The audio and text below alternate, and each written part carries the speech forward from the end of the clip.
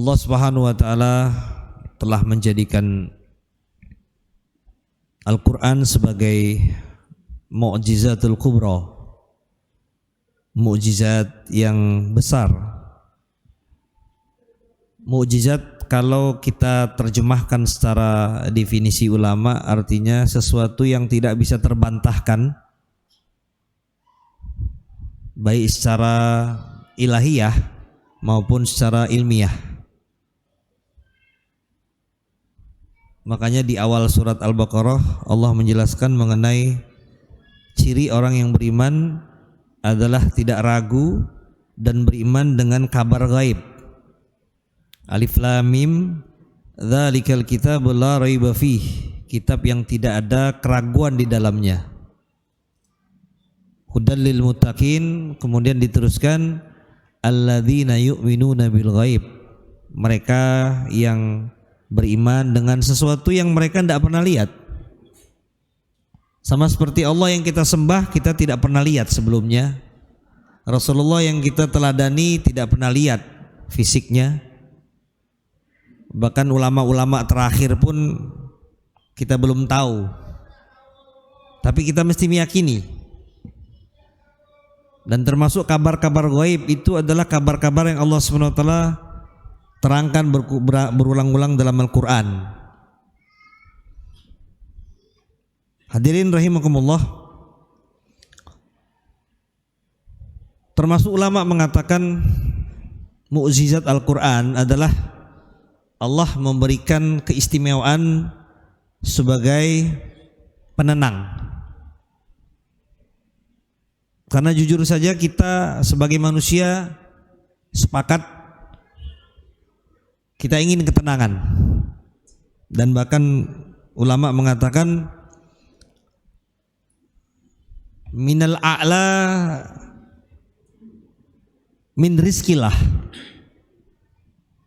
qalbun alladzi fihi mutmain, termasuk rezeki yang Allah SWT berikan paling tinggi di dunia ini, mau dia dari kelas melarat sampai konglomerat, adalah hati yang di dalamnya ada ketenangan. Sepakat kalau kita disuruh memilih, ada uang banyak tapi tidak tenang dengan ada uang tidak banyak tetapi tenang, maka sepakat kita akan milih tenang. Dan sudah kita lihat baik dari periode salaf maupun sekarang, antara banyak uang dengan ketenangan tidak ada hubungan. Maka jemaah sekalian rahimakumullah, ketika Allah mengatakan ala bidzikrillah tatmainul qulub, hanya dengan mengingat Allah lah hati menjadi tenang, ini kalau dalam istilah ulama innama ini hasyar, artinya la wajada fi ghairih, innama ala bidzikrillah, hanyalah dengan mengingat Allah sajalah hati menjadi tenang. Dia sama seperti innama, artinya kalau kita mau mafhum mukhalafahnya, selain dengan ingat Allah tidak ada ketenangan yang hakiki. Mungkin sebagian orang bisa mengambil ketenangan dengan maksiat, tapi pasti tidak lama. Maka Allah berfirman dalam termasuk manfaat daripada Quran, Allah terangkan dalam surah Ar-Ra'd ayat 28, ala bidzikrillahi tatmainul qulub, dengan mengingat Allah lah hati menjadi tenang. Maka jemaah sekalian rahimakumullah,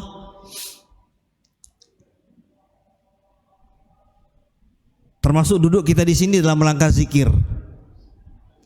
Dan zikir yang dimaksud oleh ulama juga adalah segala hal yang menyebabkan kamu ingat kepada Allah. Maka jemaah sekalian rahimakumullah, karamakumullah, sudah disepakati oleh ulama bahwa ketika seorang ini lari daripada lalai daripada Allah, maka Allah SWT akan jadikan hidupnya sempit. Dalam ayat yang lain Allah Ta'ala berfirman, "Oman a'radu an dzikri fa innalahu ma'isyatan dongka." Barang siapa yang berpaling daripada peringatanku, zikir di sini dari Quran, fa innalahu ma'isyatan dongka, maka baginya kehidupan yang sempit. Maka jemaah sekalian rahimakumullah, kalau hari ini kehidupan kita sempit, maka longgarkan waktu kita lebih banyak dengan berinteraksi dengan Quran. Sebentar lagi kita meninggal, Jangan dikira yang sedang berbaring itu duluan umurnya, tidak. Al-maut hayatun intiza. Kata ulama, kematian ini kehidupan yang misteri. Saya tidak perlu contohkan di luar, saya hanya contohkan orang tua kandung saya saja. Ketika beliau menunggu ibunya atau nenek saya yang sakit di Metro, sudah 3-4 tahun nggak bisa bangun. Beliau nunggu, tahan beliau itu pindah tugas ke Metro. Justru yang nunggunya meninggal duluan. Ayah saya meninggal duluan. Masuk rumah sakit. Masuk ada beberapa dokter di sini yang tahu.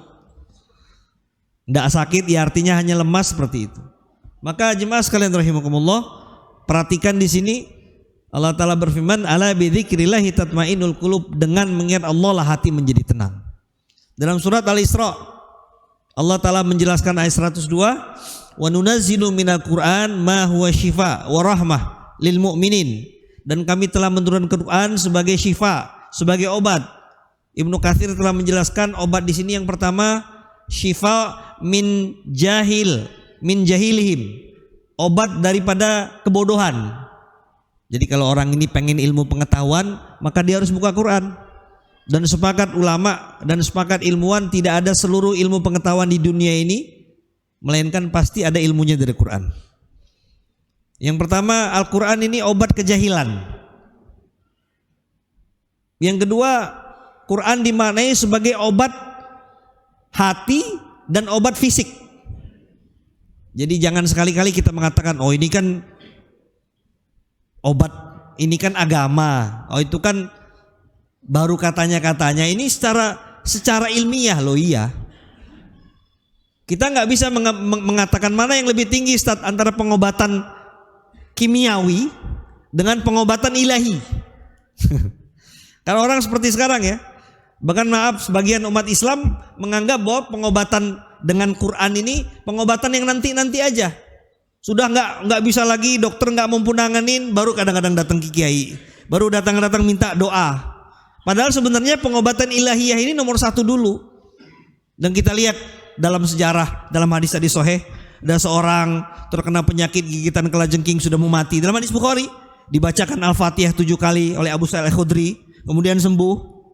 Dalam banyak hadis juga, dalam riwayat Imam Baihaqi, seorang yang sudah gila, hampir lumpuh, dibacakan sama Rasulullah ayat-ayat ma'thurat, kemudian sembuh. Dari sini kita bisa ambil pengalaman.